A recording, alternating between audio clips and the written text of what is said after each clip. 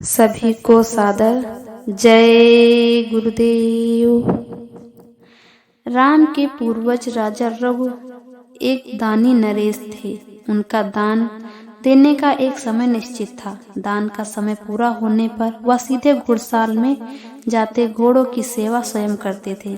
एक दिन की बात है, वह दान देकर घुड़साल के लिए उठे ही थे कि एक साधु याचक बनकर उनके दरबार में आया और दान का हठ करने लगा। राजा के अनुचरों ने समझाने का प्रयास किया कि महाराज, आज दान का समय पूरा हो गया है, आप कल समय से पधारिएगा, कल दान मिल जाएगा। यह सुनकर साधु आग बबूला हो गया और कहा कि मुझे दान चाहिए। यदि राजा का समय कीमती है तो मेरा भी समय कीमती है। आज दान मिल गया तो ठीक, नहीं तो मैं राजा रघु के दरबार से खाली हाथ जा रहा हूँ। अनुचरों ने राज्य की बदनामी के डर से राजा के पास घुड़साल में खबर पहुंचाई। राजा रघु ने कहा, उन्हें समझा दीजिए।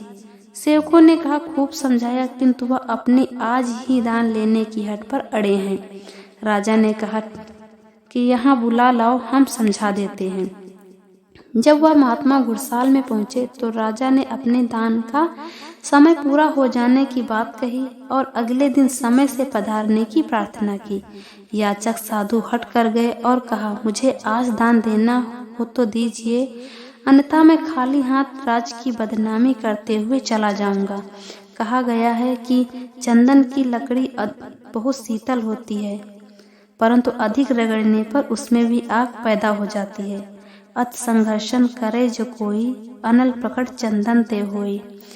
इसी प्रकार उत्तर प्रति उत्तर के किए, उपज क्रोध ज्ञानी के हिये। बार बार उत्तर प्रत्युत्तर से राजा को क्रोध आ गया। हठ पर अडिग साधु को राजा ने कहा कि नहीं मानते हो तो लो। यह कहकर 3 अंजुलि घोड़े की लीद उनके कोच में डाल दी। दान पाकर साधु प्रसन्नता से राजा का गुणगान करता हुआ चला गया। राजा ने इसे साधारण घटना समझकर टाल दिया और समय के फेर में भूल गया। कुछ दिन बाद राजा रघु शिकार खेलने जंगल भ्रमण पर निकले। मार्ग भटक कर उनका घोड़ा गहरे वन में पहुंच गया। भूखा प्यासा घोड़ा जब सहन न हुआ तो राजा को झटक कर गिरा दिया। राजा मूर्छित हो गया, चरने के लिए जंगल में चला गया। राजा की मूर्छा जागी तो देखा घोड़ा चर रहा था। थोड़ी तसल्ली हुई, उन्हें भी प्यास लग रही थी। सामने जंगल में एक कुटी दिखाई दी। पानी की गर्ज से वहां गए। वृद्ध साधु से पानी मांगा। साधु ने पानी पिलाया। राजा ने पानी पीकर राहत की सांस ली। देखा कि 3 ऊंचे ऊंचे पहाड़ जैसे ढेर लगे हैं। राजा रघु ने पूछा, महाराज, आप जंगल में किस चीज की खेती करते हैं? इतना बड़ा ढेर लगा रखा है, यह क्या है? साधु ने जवाब दिया कि राजन, मत पूछो इस ढेर के बारे में, इसकी कहानी बड़ी विचित्र है। राजा और उत्सुक हो गया। बहुत कुरेदने पर साधु ने बताया कि बहुत पहले मैं एक राजा के यहाँ दान मांगने गया था। उसका दान का समय पूरा हो गया था, उठकर घुड़साल में जा चुका था। मैं उसी दिन दान लेने की हट करने लगा। उनके सेवकों ने बहुत समझाया, किंतु मैं हट कर गया। अनुचरों ने मुझे राजा के पास घुड़साल में पहुंचाया। राजा ने मुझे बहुत समझाया, किंतु मैं अपने हट को नहीं त्याग पाया। अंत में राजा क्रोधित हो गया। 3 अंजुलि घोड़े की लीद उठाकर हमें दान में दे दी। मैं उनका गुणगान करते करते यहाँ आ गया। 3 अंजुलि घोड़े की लीद लाकर आश्रम पर रख दिया। तब से यह घोड़े की लीद दिन दूना रात चौगुना गति से बढ़ते बढ़ते पहाड़ का रूप बन गई है। राजा अंदर तक हिल गया। उसकी रूह कांपने लगी। आवाज में भर्राहट, भय, खौफ साफ नजर आ रहा था। डरते डरते राजा ने पूछा, महाराज, इस लीद का क्या होगा? महात्मा जी ने कहा कि यह सारी लीद उसी राजा को खानी पड़ेगी। यह सुनकर राजा के होश उड़ गए। राजा विलाप करने लगा। साधु ने कहा, महाराज, वह गुनाहगार राजा मैं ही हूँ। मैंने ही यह अपराध किया है। महात्मन, हम पर दया करें, हमारे गुनाहों को माफ कर हमें इस मुसीबत से बचाएं। महापुरुष दूसरे के दुखों पर पिघल जाते हैं। साधु को राजा की दशा पर दया आ गई। कहा, ठीक है, मैं कोई उपाय करता हूँ। राजा से कहा कि तुम अपने महल में एक छोटी कन्या को रख लो। उसे पुत्री भाव से देखना, बेटी की तरह समझना। उसके प्रति शुद्ध भाव और विचार रखकर उसकी सेवा सत्कार करना, इसी में तुम्हारा काम बन जाएगा। राजा ने वैसा ही किया जैसे साधु ने बताया था। लड़की को राजमहल में रखते ही अंतःपुर में चर्चा शुरू हो गई। धीरे धीरे बात मंत्रियों, राज कर्मचारियों और अंततः नगर में गली गली, कूचे कूचे में पहुंच गई। हर जगह यही चर्चा की राजा बुढ़ाई बेला में पगला गया, उसकी बुद्धि खराब हो गई है। इतना दानवीर था लेकिन खानदान की इज्जत डुबा दी। राजमहल में ब्राह्मण की कन्या रख ली, जहाँ देखिए जहाँ सुनिए इसी बात की चर्चा। राजा चरित्रहीन हो गया। बुढ़ापे में यह क्या कर लिया, गर्मा गर्म खबर सारे नगर में फैल गई। बहुत दिन बीतने पर राजा को जिज्ञासा हुई कि चल करके साधु के आश्रम पर देखा जाए कि ढेर की क्या दशा है। राजा जब साधु के आश्रम पर गया तो क्या देखता है कि सारा पहाड़ जैसा ढेर सिकुड़कर 3 अंजुली रह गया है।